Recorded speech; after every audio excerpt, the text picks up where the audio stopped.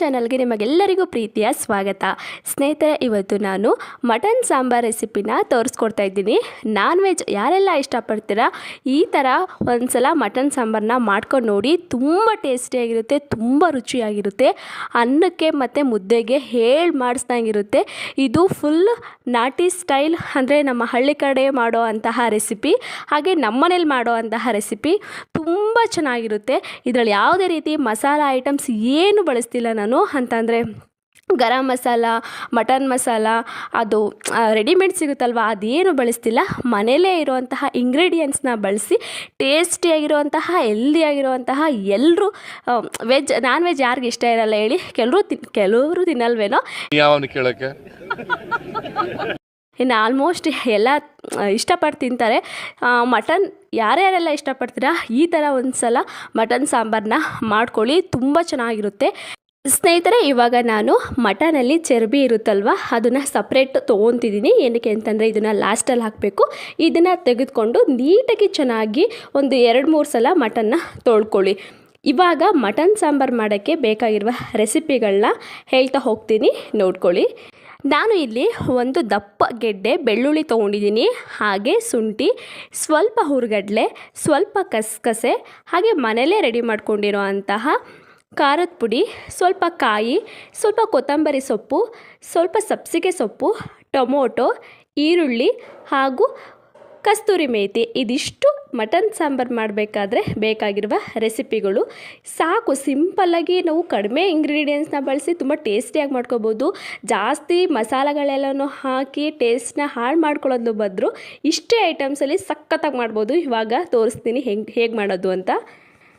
ಮೊದಲಿಗೆ ಒಂದು ಪ್ಯಾನ್ ಅಥವಾ ಬಾಣಲಿನ ತೊಗೊಳ್ಳಿ. ನಿಮ್ಮ ಕಡೆ ಏನೈತೆ ಅದನ್ನು ತೊಗೊಳ್ಳಿ. ಏನಕ್ಕೆ ಅಂದರೆ ಇವಾಗ ನಾವು ರುಬ್ಕೊಳ್ಳೋಕ್ಕೆ ಮಸಾಲೆಗಳೆಲ್ಲನೂ ಚೆನ್ನಾಗಿ ಹುರ್ಕೋಬೇಕು, ಅಂದರೆ ಎಣ್ಣೆಯಲ್ಲಿ ಫ್ರೈ ಮಾಡ್ಕೋಬೇಕು, ಸ್ವಲ್ಪ ಫ್ರೈ ಮಾಡ್ಕೋಬೇಕು. ಹಾಗಾಗಿ ನಾನು ಇಲ್ಲಿ ಒಂದು ಬಾಣಲಿನ ಇಟ್ಕೊಂಡು ಅದಕ್ಕೆ ಒಂದು 2 ಟೇಬಲ್ ಸ್ಪೂನಷ್ಟು ಎಣ್ಣೆನ ಹಾಕ್ಕೊತಾ ಇದ್ದೀನಿ.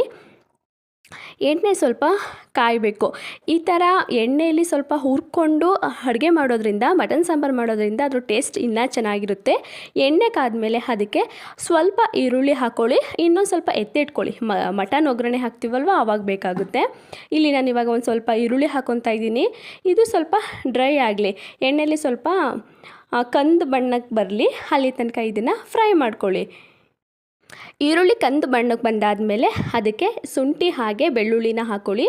ಜೊತೆಗೆ ಕೊತ್ತಂಬರಿ ಸೊಪ್ಪನ್ನು ಹಾಕ್ಕೊಂಡು ಸ್ವಲ್ಪ ಹುರ್ಕೊಳ್ಳಿ.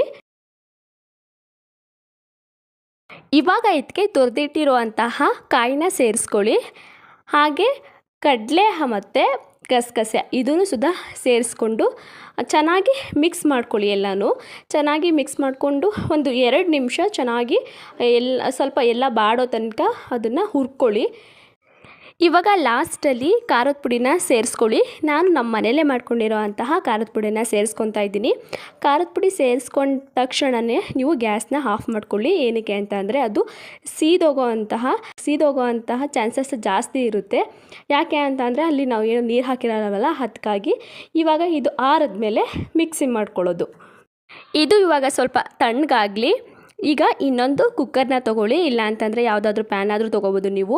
ಇವಾಗ ಇದೊಂದು ಸ್ವಲ್ಪ ಕಾದಾದಮೇಲೆ ಇದಕ್ಕೆ ಒಂದು 2 ಟೇಬಲ್ ಸ್ಪೂನಷ್ಟು ಎಣ್ಣೆನ ಹಾಕೋಬೇಕು. ಎಣ್ಣೆ ಇವಾಗ ಕಾದೈತೆ. ಇವಾಗ ಹೆಚ್ಚಿಟ್ಕೊಂಡಿರೋ ಅಂತಹ ಈರುಳ್ಳಿನ ಸೇರಿಸ್ಕೊಂಡು ಸ್ವಲ್ಪ ಹುರ್ಕೋಬೇಕು. ಸ್ವಲ್ಪ ಅಂದರೆ ಎಣ್ಣೆಲಿ ಸ್ವಲ್ಪ ಅದು ಡ್ರೈ ಆಗಲಿ. ಇವಾಗ ಅದಕ್ಕೆ ಕಸ್ತೂರಿ ಮೇಥಿ ಮತ್ತು ಸಬ್ಬಕ್ಕಿ ಸೊಪ್ಪು ಅಥವಾ ಸಾಂಬಾರು ಸೊಪ್ಪು, ನಾವು ಸಾಂಬಾರು ಸೊಪ್ಪು ಅಂತೀವಿ, ಕೆಲವ್ರ ಕಡೆ ಸಬ್ಬಕ್ಕಿ ಸೊಪ್ಪು ಅಂತಾರೆ, ಅದನ್ನು ಹಾಕ್ಕೊಳ್ಳಿ. ಅದಾದಮೇಲೆ ಕೊತ್ತಂಬರಿ ಸೊಪ್ಪನ್ನ ಹಾಕ್ಕೊಳ್ಳಿ. ಅದಾದಮೇಲೆ ಟೊಮೊಟೊನ ಹಾಕ್ಕೊಂಡು ಚೆನ್ನಾಗಿ ಸ್ವಲ್ಪ ಬಾಡಿಸ್ಕೊಳ್ಳಿ ಎಣ್ಣೆಯಲ್ಲಿ ಚೆನ್ನಾಗಿ. ಇವಾಗ ಇದಕ್ಕೆ ನೀಟಾಗಿ ತೊಳ್ಕೊಂಡಿರುವಂತಹ ಮಟನ್ನ ಹಾಕ್ಕೊಳ್ಳಿ. ಮಟನ್ನ ಹಾಕ್ಕೊಂಡು ನೀಟಾಗಿ ಮಿಕ್ಸ್ ಮಾಡ್ಕೊಳ್ಳಿ. ಅದಾದಮೇಲೆ ಇದಕ್ಕೆ ಸ್ವಲ್ಪ ಅರಿಶಿನ ಪುಡಿನ ಸೇರಿಸ್ಕೊಳ್ಳಿ. ಹಾಗೆ ಸ್ವಲ್ಪ ಕಲ್ಲುಪ್ಪನ್ನು ಸೇರಿಸ್ಕೊಂಡು ನೀಟಾಗಿ ಮಿಕ್ಸ್ ಮಾಡಿ ಎಲ್ಲ ಐಟಮ್ಸು ಮಟನ್ಗೆ ಇಟ್ಕೋಬೇಕು. ಹಾಗೆ ನೀಟಾಗಿ ಮಿಕ್ಸ್ ಮಾಡ್ಕೊಳ್ಳಿ. ಇವಾಗ ಅದು ಚೆನ್ನಾಗಿ ಬೇಯ್ತಾ ಇರಲಿ. ಇವಾಗ ಇದು ಮಸಾಲೆ ಎಲ್ಲ ಹಾರೈತೆ. ಇವಾಗ ಇದನ್ನು ಮಿಕ್ಸಿ ಮಾಡ್ಕೊಳ್ಳೋವ. ಚೆನ್ನಾಗಿ ಸಣ್ಣಕ್ಕೆ ನುಣ್ಣಗೆ ರುಬ್ಕೋಬೇಕು ಈ ಖಾರನ. ಇವಾಗ ನಾನು ಇದು ಮಿಕ್ಸಿ ಮಾಡ್ಕೊಂಡು ತೊಗೊತೀನಿ. ನೋಡ್ಬೋದು ಇಷ್ಟು ಸಣ್ಣಾಗಿ ರುಬ್ಕೋಬೇಕು. ಈ ಕಡೆ ನೋಡಿ ಎಷ್ಟು ಚೆನ್ನಾಗಿ ಮಟನ್ ಬೆಂದೈತೆ ಅಂತ ಹೇಳಿ. ಇವಾಗ ಇದಕ್ಕೆ ನಾವು ಮಸಾಲೆ ಏನು ಆಡಿಸ್ಕೊಂಡಿರ್ತೀವಲ್ವ ಅದನ್ನು ಸೇರಿಸ್ಕೋಬೋದು. ನೋಡಿ ಇವಾಗ ಇಷ್ಟಕ್ಕೆ ಗಮ್ ಅಂತೈತೆ. ಇಷ್ಟೊತ್ತಿಗೆ ಎಲ್ಲ ಆಲ್ಮೋಸ್ಟ್ ಅರ್ಧ ಕುಕ್ ಆಗಿರುತ್ತೆ ಮಟನ್. ಇವಾಗ ನಾವು ರುಬ್ಕೊಂಡಿರೋಂತಹ ಮಸಾಲಾನ ಇದಕ್ಕೆ ಹಾಕ್ಕೊಂಡು ಚೆನ್ನಾಗಿ ಸೌಟಲ್ಲಿ ಮಿಕ್ಸ್ ಮಾಡ್ಕೋಬೇಕು. ಅದಾದಮೇಲೆ ನಿಮಗೆ ಎಷ್ಟು ನೀರು ಬೇಕು ಮಟನ್ಗೆ ಅಷ್ಟು ನೀರನ್ನು ಈಗ ಇದಕ್ಕೆ ಸೇರಿಸ್ಕೋಬೋದು. ಅಂದರೆ ನಿಮಗೆ ಎಷ್ಟು ಸಾಂಬಾರು ಬೇಕು ಅಂತ ಒಂದು ಐಡಿಯಾ ಇರುತ್ತೆ. ನೀವೆಷ್ಟು ಖಾರನ ಹಾಕ್ಕೊಂಡಿರ್ತೀರಲ್ವ ಅದಕ್ಕೆ ತಕ್ಕನಾಗಿ ನೀವು ಮಸಾಲ ಎಲ್ಲನೂ ಹಾಕ್ಕೊಂಡು ನೀರನ್ನು ಹಾಕ್ಕೊಂಡು ಮಿಕ್ಸ್ ಮಾಡ್ಕೊಳ್ಳಿ ನೀಟಾಗಿ ಚೆನ್ನಾಗಿ. ಇವಾಗ ಒಂದು 10 ನಿಮಿಷ ಚೆನ್ನಾಗಿ ಕುಕ್ ಮಾಡ್ಕೊಳ್ಳಿ. ಚೆನ್ನಾಗಿ ಕುದಿ ಬರಲಿ, ಮಟನ್ಗೆ ಎಲ್ಲ ಮಸಾಲೆಗಳು ಇಟ್ಕೊಳ್ಳಿ. ಇವಾಗ ಇದನ್ನು ಚರ್ಬಿನ ಲಾಸ್ಟಲ್ಲಿ ಹಾಕ್ಕೊಳ್ಳಿ. ನಾವು ಮುಂಚಾಗ್ಲೇ ರುಚಿನ ಹಾಕ್ಕೊಂಡಿರೋದ್ರಿಂದ ಇವಾಗ ನಿಮಗೆ ಟೇಸ್ಟನ್ನು ನೀವು ನೋಡಿಕೊಂಡು ರುಚಿ ಬೇಕು ಅಂತ ಅಂದರೆ ಸ್ವಲ್ಪ ರುಚಿನ ಆ್ಯಡ್ ಮಾಡ್ಕೋಬೋದು. ಇವಾಗ ಚರ್ಬಿನೂ ಹಾಕ್ಕೊಂಡು ಚೆನ್ನಾಗಿ ನೀಟಾಗಿ ಮಿಕ್ಸ್ ಮಾಡ್ಕೊಳ್ಳಿ. ಇವಾಗ ಇದು ಒಂದು 4 ನಿಮಿಷ ಚೆನ್ನಾಗಿ ಬೆಂದರೆ ಸಾಕಾಗುತ್ತೆ. ಎಲ್ಲ ಅಂದರೆ ಇವಾಗ ಚರ್ಬಿ ಹಾಕಿದ್ದೀವಲ್ವ ಅದು ಸ್ವಲ್ಪ ಬೇಯ್ಕೋಬೇಕು. ಇದು ಸ್ವಲ್ಪ ಬೇಯ್ಕೊಂಡು ಚೆನ್ನಾಗಿ ಕುಕ್ಕಾಗಲಿ. ಇವಾಗ ಇದಕ್ಕೆ ಟೇಸ್ಟ್ ನೋಡಿಕೊಂಡು ನೀವು ರುಚಿಗೆ ತಕ್ಕಷ್ಟು ಉಪ್ಪನ್ನು ಹಾಕ್ಕೊಳ್ಳಿ. ಇಲ್ಲ ಮುಂಚಾಗಿ ಹಾಕಿದ್ವಲ್ಲ ಅದೇ ಸಾಕಾಗುತ್ತೆ ಅಂತಂದರೆ ನೀವು ಅಲ್ಲಿಗೆ ಕೈ ಬಿಡ್ಬೋದು. ಇದಾದಮೇಲೆ ಇನ್ನೊಂದು ಅಂದರೆ ಚರ್ಬಿ ಹಾಕಿದ್ಮೇಲೆ ಒಂದು 4 ನಿಮಿಷ ಬೇಯಿಸ್ಕೊಂಡು ನೀವು ಇವಾಗ ಮಟನ್ ಸಾಂಬಾರು ರೆಡಿ ಆಗಿರುತ್ತೆ. ಅನ್ನದ ಜೊತೆಗೆ ಮತ್ತು ಮುದ್ದೆ ಜೊತೆಗೆ, ಅನ್ನದ ಜೊತೆಗಿಂತ ಹೆಚ್ಚಾಗಿ ಮುದ್ದೆ ಜೊತೆಗೆ ಸೂಪರಾಗಿರುತ್ತೆ. ಆರಾಮಾಗಿ ತಿನ್ಬೋದು. ಇವಾಗ ನೋಡಿ ಇವಾಗ ನಾನು 4 ನಿಮಿಷ ಬೇಯಿಸ್ಕೊಂಡಿದ್ದೀನಿ. ಹಿಂಗೆ ಕಲರ್ ಚೇಂಜ್ ಆಗೈತೆ ಅಂತ ಹೇಳಿ ಇವಾಗ ಇದು ನಾನು ಸರ್ವ್ ಮಾಡ್ತೀನಿ. ಇವಾಗ ನೀವು ನೋಡಿದ್ರಲ್ವ ನಾನು ಯಾವುದೇ ಗರಂ ಮಸಾಲ ಆಗಿರ್ಬೋದು ಮಟನ್ ಮಸಾಲ ಆಗಿರ್ಬೋದು ಏನೂ ಹಾಕಿಲ್ಲ. ಆದರೂ ಸಾಂಬಾರು ಎಷ್ಟು ಚೆನ್ನಾಗಿ ಕಲರ್ ಬಂದೈತೆ ಅಂತ. ಅಷ್ಟೇ ಚೆನ್ನಾಗಿ ಟೇಸ್ಟಿಯಾಗಿರುತ್ತೆ.